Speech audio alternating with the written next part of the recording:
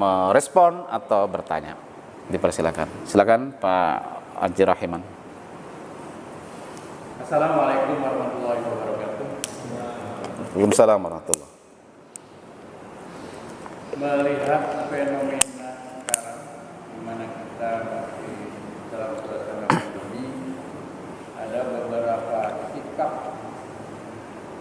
dari para takmir masjid terkaitkan dengan politik. Yang pertama,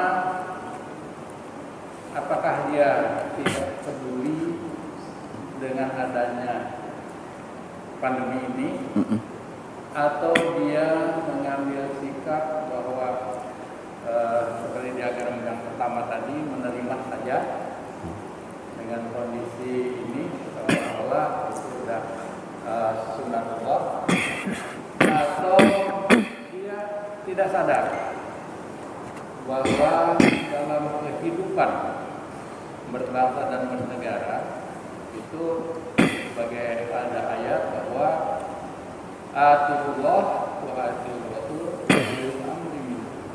Jadi apakah dia mengabaikan dengan ulil amri minkum, dengan tidak patuh dengan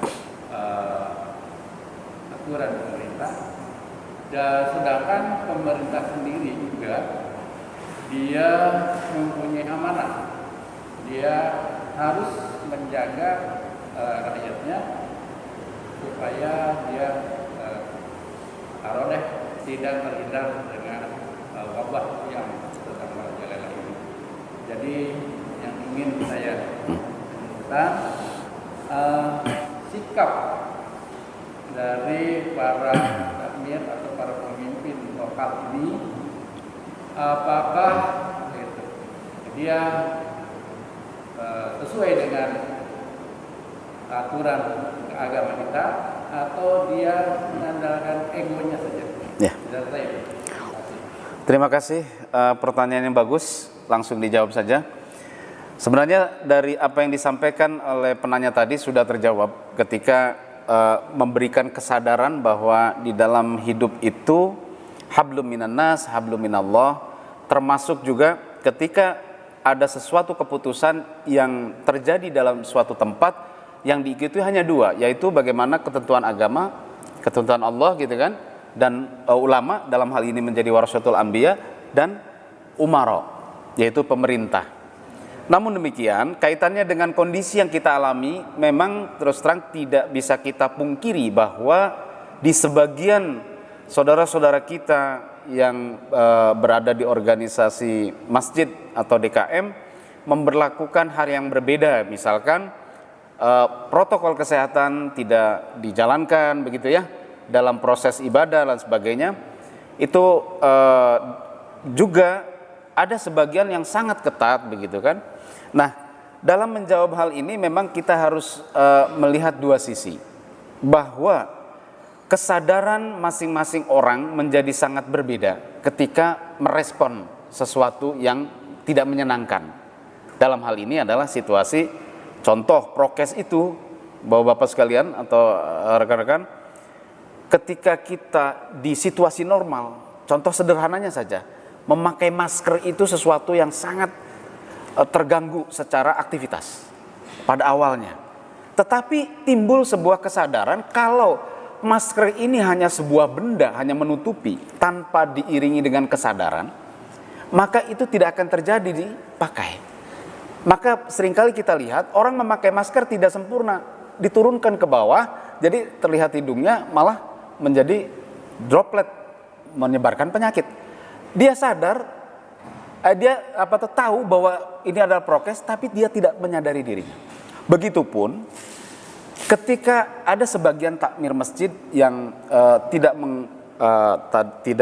memberlakukan social distancing dan sebagainya, itu menjadi hak secara organisasi, akan tetapi secara kajian kesehatan misalkan itu akan berdampak. Satu, jadi dengan kita memakai masker contoh prokes, melindungi diri, bukan hanya melindungi diri, tetapi juga menjaga orang lain tidak tertularkan. Itu yang pertama. Penjelasan itu menunjukkan adanya kesadaran. Berarti ketika kesadaran itu tidak tumbuh dari dasar diri, dari takmir misalkan, maka itu tidak akan terjadi. Artinya tidak akan dilakukan. Sehingga kesadaran itulah. Nah, kesadaran ini muncul dari mana? Pertama, kesadaran beragama yang benar. Karena secara agama orang melakukan sebuah kebaikan, gitu ya. Tentu saja tidak dengan memberikan rasa yang tidak nyaman pada orang lain.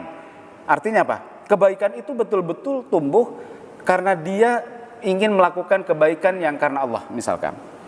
Nah, kalau misalkan ada kewajiban protokol kesehatan yang diberlakukan di pemerintah, saya yakin bahwa itu sudah melalui sebuah kajian dari sudut kesehatan, lalu pertimbangan secara syar'i agama, begitu ya.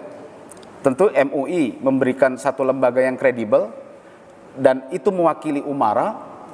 Maka kedua hal ini ulama dan umara memutuskan bahwa dengan menerapkan prokes itu menjadi pegangan. Adapun dari kasus tadi misalkan tidak ada yang menjalankan, itu menjadi hak secara organisasi tertentu. Tetapi kalau kita melihat situasi itu, maka itu termasuk kategori dari 4 karakter orang merespon itu, termasuk hanya menerima saja. Sehingga orang kalau menerima saja itu kan sesuatu yang tidak peduli, egois begitu kan ya. Lalu hanya mengamati saja, tidak berbuat apa-apa, menjadi orang yang sombong. Padahal Allah memerintahkan, kalaupun hambaku ingin melakukan sesuatu, berarti harus dia berusaha dengan syariatnya dulu gitu kan ya. Jadi hakikat ma'rifat, hakikat Allah menurunkan satu penyakit atau azab tanpa kita sendiri secara syariat membentengi diri, maka tidak akan bisa terjadi satu usaha yang baik begitu ya. Jadi jawaban simpel saya bahwa dari sudut agama secara syar'i sebenarnya di satu sisi ketika satu negeri mengalami satu kejadian yang ada wabah, maka situasinya sangat darurat untuk diberlakukan situasi yang darurat pula. Jadi kita mengikuti ketentuan yang betul-betul membuat kebaikan pada diri kita dan orang lain. Sehingga protokol kesehatan ini menjadi satu kebijakan. Lalu yang paling penting, tadi yang pertama kesadaran diri. Yang kedua, kita harus mampu juga berpikir secara hati nurani. Jadi setiap orang kadang-kadang hanya sadar sendiri, tapi hati nurani tidak bicara. Jadi kalau orang lain mau mengikuti protokol kesehatan, tapi buat dirinya tidak gitu kan. Untuk menganjurkan iya, tapi untuk dirinya barangkali tidak. Atau sebaliknya, bisa saja seperti itu. Jadi kurang lebih gitu ya Pak ya. Jadi keseimbangan, kesadaran untuk memahami bahwa kesehatan itu penting di situasi yang darurat, dengan mengikuti anjuran yang sudah jelas dibolehkan secara agama dan pemerintah. Mungkin itu yang dapat saya sampaikan.